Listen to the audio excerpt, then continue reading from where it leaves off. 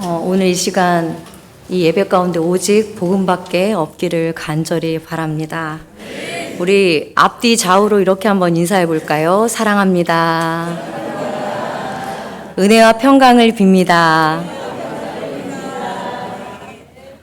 네, 환하게 웃는 우리 성도님들 바라보니까 제가 긴장이 많이 풀립니다. 우리가 무언가를 굳게 마음을 먹었을 때 그게 오래가지 않을 때 우리가 이렇게 이야기하죠. 작심 삼일.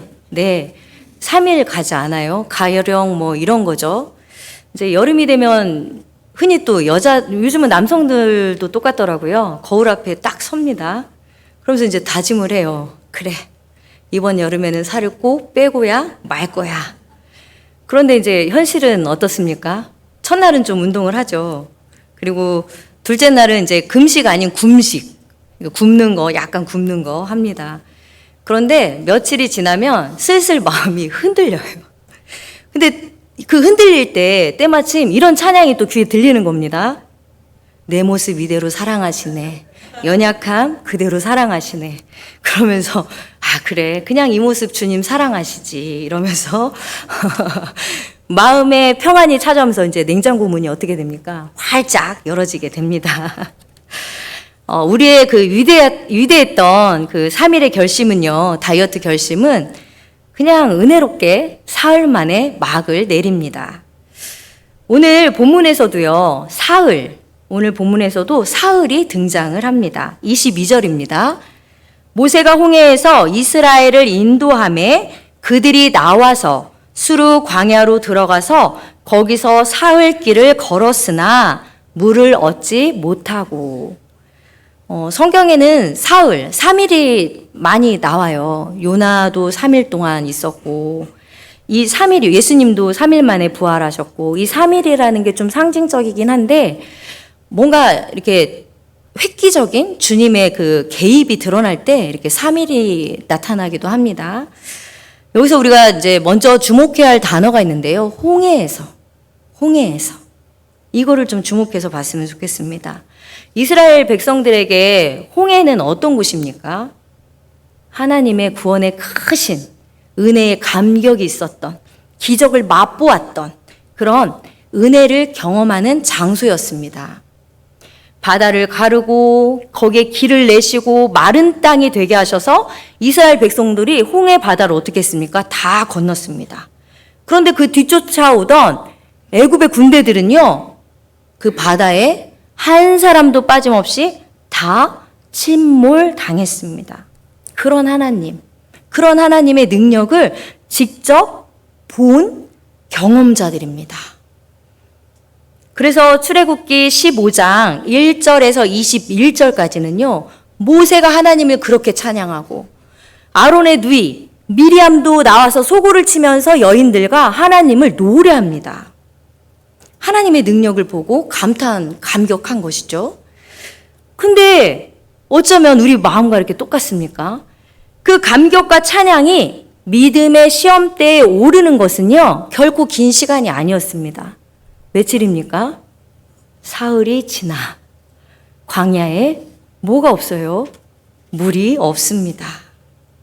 긴 시간이 아닙니다. 사흘입니다. 바다가 갈라지는 감격도 기쁨도 잠시뿐이요, 이제 눈앞의 현실 앞에서 이스라엘은요, 절망하고 낙심을 합니다. 어쩌면 홍해를 경험한 이스라엘은요, 바다까지 가르신 그 하나님을 경험하면서 그래, 이제 우리에게 남은 길은 꽃길 뿐이야 라고 생각했을지 모릅니다. 이렇게 크신 하나님, 이렇게 은혜로우신 하나님, 이렇게 감격스러운 하나님이 우리와 함께 하시는데 이제 우리 앞날은 꽃길 뿐이야 라는 기대를 갖지 않았을까요? 하나님과 모세와 이제 이스라엘은요, 정말 일치월장, 이제는 정말 멋진 유토피아 세상을 꿈꿨을지도 모릅니다. 그런데 홍해 다음에 이스라엘을 기다리고 있는 곳이 어디입니까? 수르 광야입니다. 사랑하는 주님의 성도 여러분, 하나님께서 구원하셨는데 왜 광야가 나타날까요? 우리 하나님께서, 그 크신 능력의 하나님께서 계시는데, 함께 하시는데 왜 물은 없는 걸까요? 하나님께서 우리를 정말 사랑하신다면 어째서 우리 인생에 결핍이 이렇게 많은 걸까요?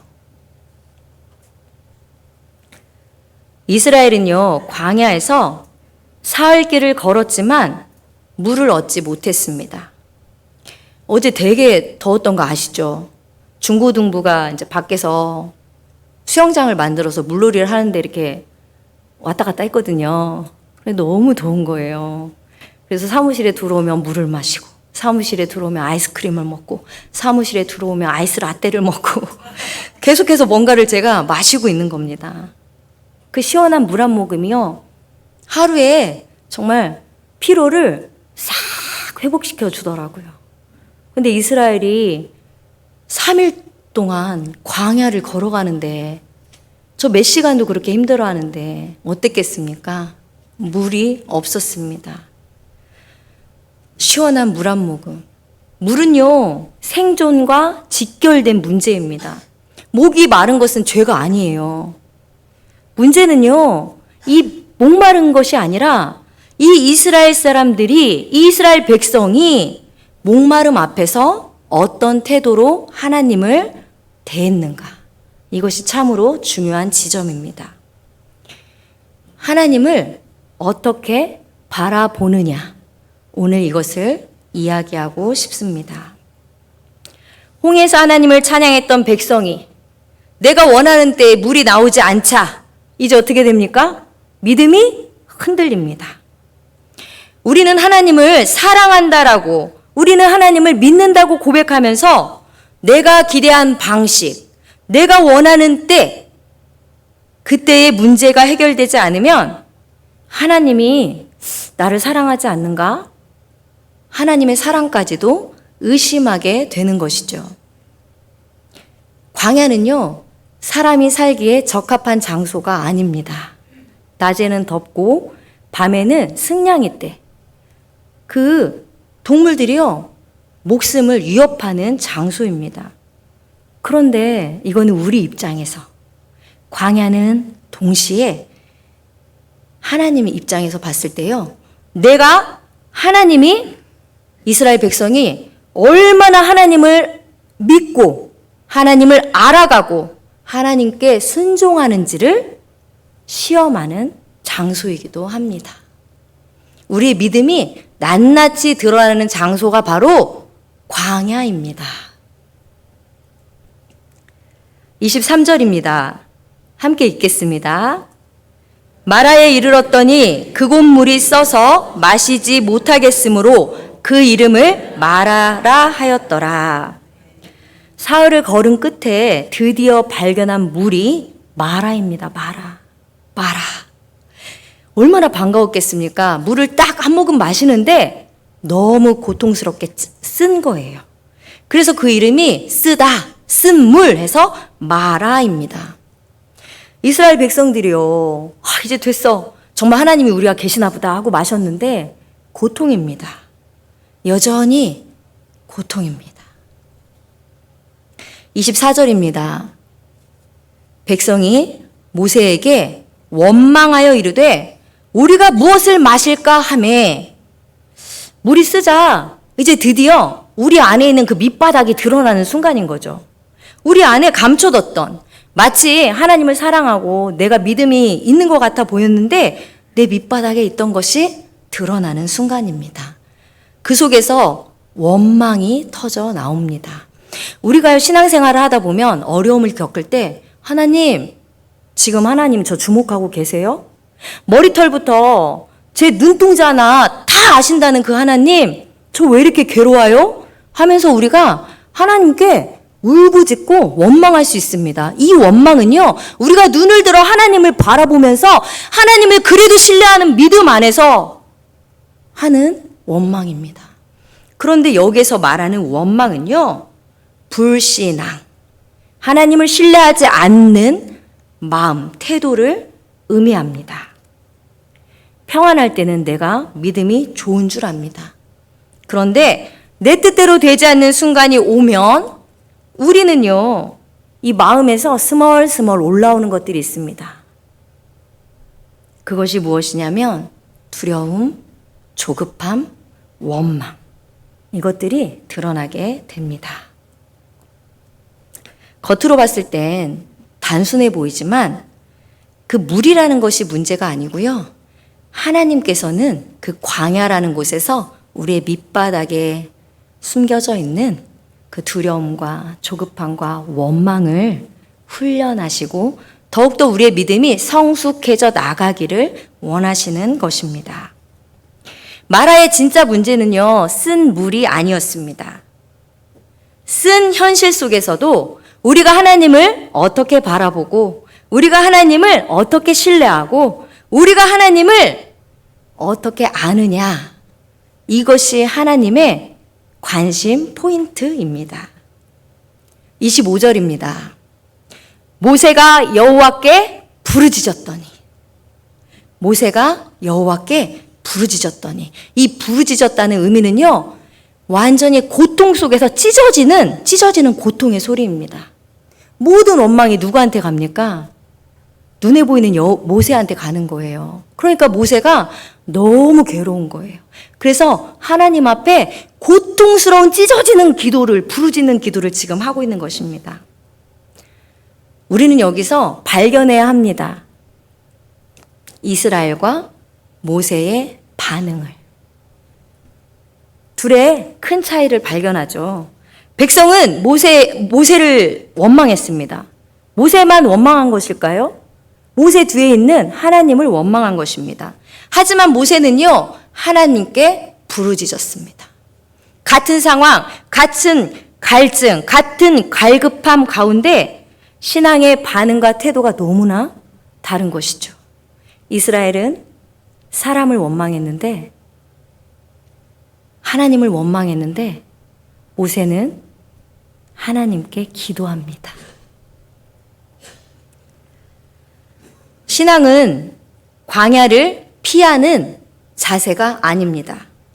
광야에서도 하나님을 향하여 끝까지 신뢰하며 나아가는 것입니다. 모세가 하나님께 부르짖자 하나님께서 응답하십니다. 한 나무를 가리키면서 그 나뭇가지를 그 쓴물에 넣으라고 명하십니다. 여기서 본문의 초점은요, 나무의 능력이 아닙니다. 나무에 능력이 있어서 그런 게 아닙니다. 하나님께서 길을 보여주셨고 하나님께서 말씀하셨습니다. 그리고 모세는 순종했습니다. 이스라엘은 방법을 몰랐지만 하나님은 알고 계셨습니다. 사람에게는 광야길, 스루 광야가 막힌 길이었지만 하나님께는 막힌 길이 아니었습니다. 하나님은 그 너머를 바라보시는 분이십니다. 오늘 본문은요, 이렇게 끝나지 않습니다. 25절입니다. 함께 읽겠습니다. 25절입니다. 시작. 거기서 여호와께서 그들을 위하여 법도와 율례를 정하시고 그들을 시험하실세. 여기에서 중요한 말이 나오죠. 시험. 이 시험은요, 하나님께서 우리를 넘어뜨리려고 하는 함정이 아닙니다. 죄를 짓고 유혹에 빠뜨리는 것이 아니라 여기서 말하는 시험은요, 우리의 마음이 하나님 앞에 어떠한지를 하나님이 테스트하는 것입니다. 동시에 우리가 그 믿음의 훈련을 통해서 성숙해 나가기를 원하시는 하나님의 그 바람, 크신 사랑이 숨겨져 있습니다.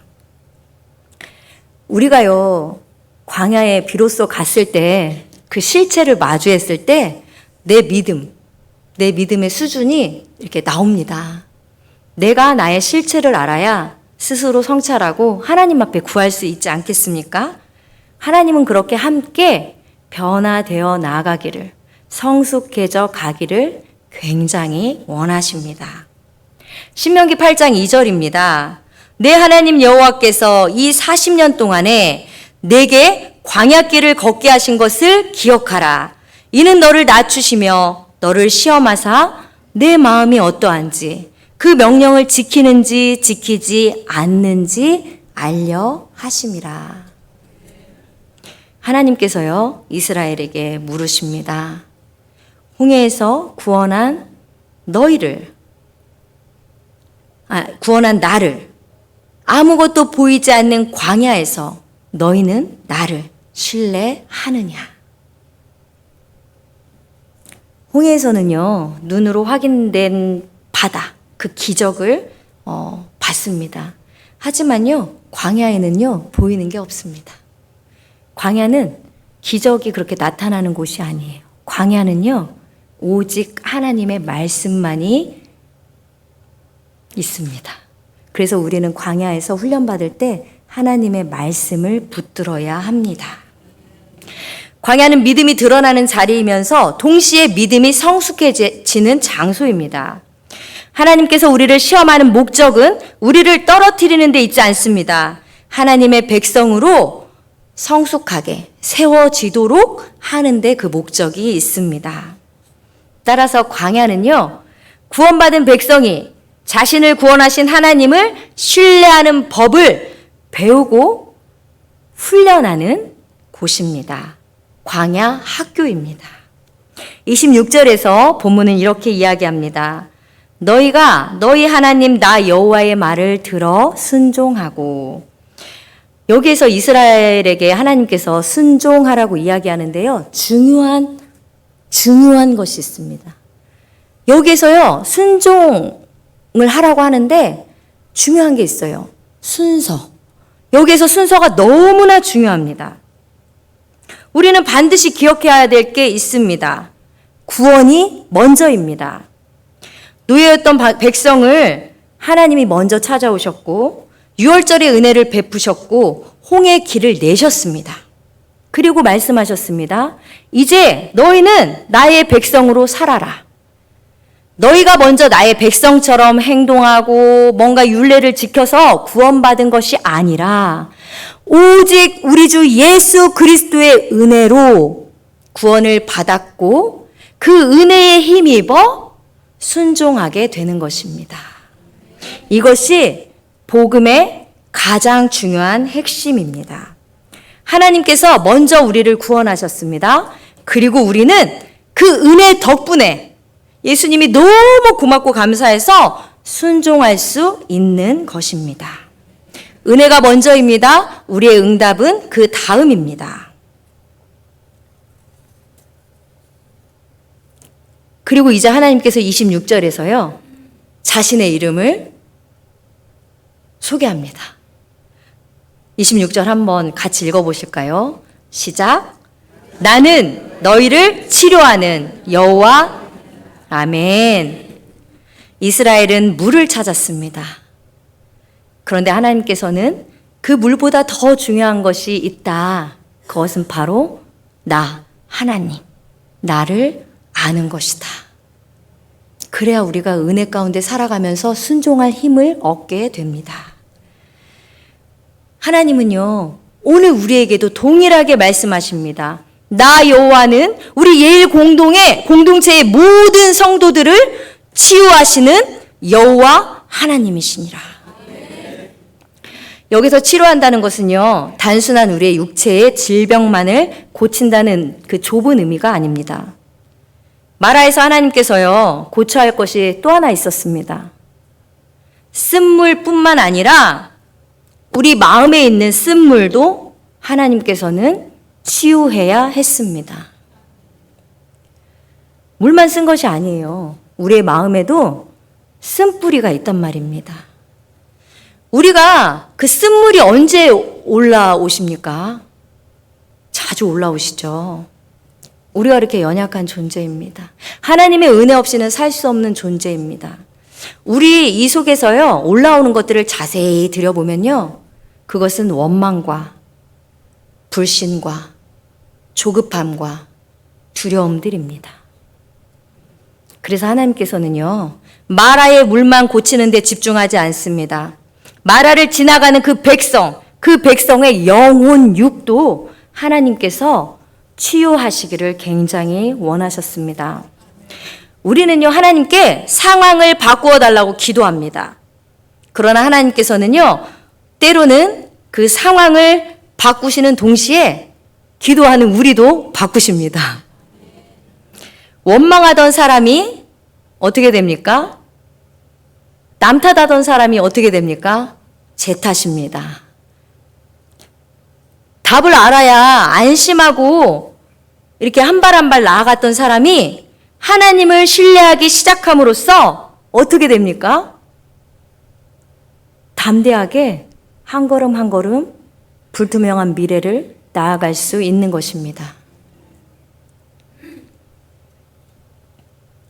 내 뜻대로 되어야 감사하던 사람이 작은 은혜에도 감사하기 시작합니다. 그것이 치료하는 하나님의 손길입니다. 오늘 본문은요, 이걸로 끝나지 않습니다. 27절 다 같이 함께 읽겠습니다. 그들이 엘림에 이르니 거기에 물샘 12과 종려나무 70그루가 있는지라. 거기서 그들이 그물 곁에 장막을 치니라. 아멘. 마라에서는요, 엘림이 보이지 않았습니다. 마라에서는요, 너무나 쓰디쓴 고통 때문에 힘들었습니다.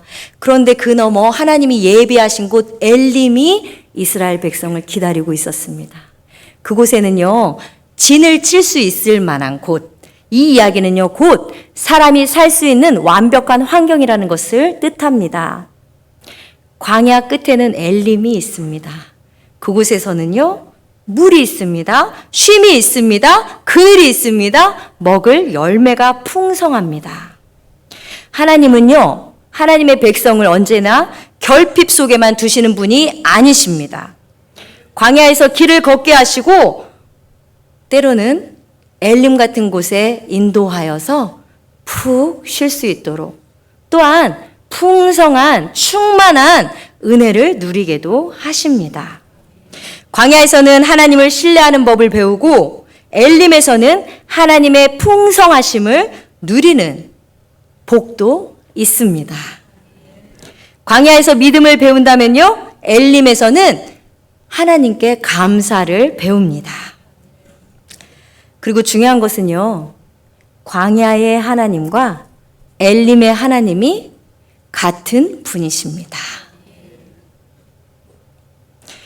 광야에서도 하나님은 우리와 함께 계셨고, 엘림에서도 하나님은 우리와 함께 계셨고, 마라에서도 하나님은 우리와 함께 하셨습니다. 이것이 우리에게 큰 은혜입니다. 신앙생활을 하다 보면요, 영적 위로가 찾아왔다가 영적 실망이 찾아왔다가 영적 위로가 찾아왔다가 영적 실망이 찾아옵니다. 어느 날은 광야길을 걸었다가 어느 날은 엘림을 만납니다. 엘림이 계속되는가 했더니 또다시 광야가 찾아옵니다.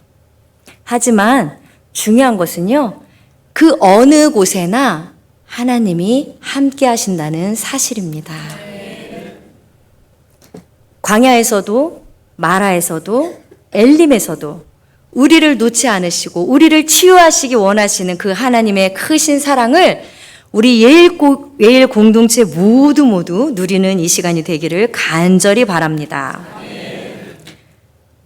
광야에서 또 시험 받으셨던 우리가 너무나 사랑하는 분이 계시죠. 우리 주 예수 그리스도. 40일 동안 예수님은 그 광야에서요, 눈에 보이는 것을 붙잡지 않았습니다. 오직 하나님의 말씀 붙잡았습니다. 그리고 말씀으로 승리하셨습니다. 우리는 넘어질 것입니다. 하지만 다시 일어날 것입니다. 원망했다면 회개하고 다시 우리는 눈을 들어 하나님을 바라볼 것입니다. 우리의 원망은요, 불신앙이 아닙니다. 원망할 수 있습니다. 하지만 그때 우리의 그 원망이 하나님께, 하나님, 나 너무 힘들어요. 하나님의 도우심이 너무나 필요해요. 내 삶이 광야예요. 엘림이 나에게 언제쯤 찾아와 줄까요? 하면서 계속해서 주님께 묻고 나가는 것입니다. 그럼 반드시 엘림에 다다르게 됩니다. 또한 엘림은요, 우리의 최종 목적지가 아닙니다. 사랑하는 우리 예일의 귀한 성도 여러분, 우리의 인생에 엘림도 광야도 다 있습니다. 어느 때는 사일길을 걸어도 물이 보이지 않을 때가 있습니다. 이게 물인가 해서 마셨더니 쓰디쓴 커피 맛보다 아메리카노보다 더 쓴 인생의 맛을 느낄 때가 있습니다. 그렇지만 그때 기억하십시오. 광야에서 하나님을 신뢰하는 법, 하나님을 알아가는 법을 배우고 계시는 중이십니다. 마라에서 부르짖으십시오. 그리고 원망을 기도로 바꾸십시오. 엘림에서 감사하십시오. 그리고 하나님께서 주신 쉼과 평안을 그리고 풍성한 은혜를 누리시기 바랍니다. 처음에 작심삼일 이야기를 했습니다. 우리의 결심도 흔들리고 우리의 믿음도 흔들릴 수 있습니다. 그러나 우리를 너무나 사랑하시는 하나님은 흔들리지 않습니다. 삶 안에 흔들리는 백성을 버리지 않으십니다. 하나님께서는요, 그 광야 훈련 학교에서 우리를 말씀으로 가르치시고 치유하시고 그리고 다시 엘림까지 힘을 내서 걷게 하십니다. 홍해에서 구원하신 하나님, 광야에서 가르치시는 하나님, 엘림에서 쉬시는 하나님, 그 동일하신 하나님이 오늘 우리에게 말씀하십니다. 나는 너희를 치료하는 여호와임이라.